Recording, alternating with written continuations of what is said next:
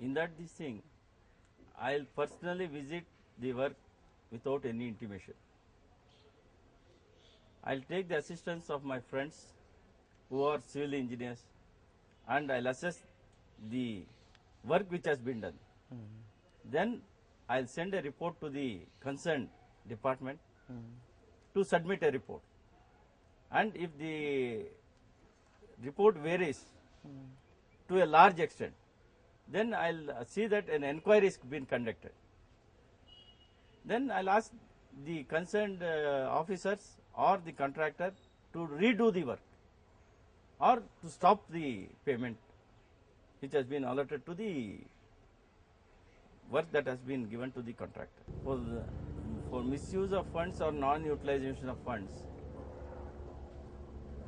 I'll have the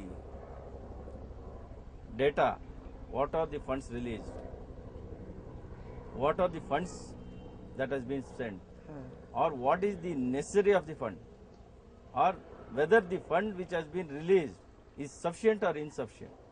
If there is still necessity of funds, I will see that the concerned department from the central or the state release the funds.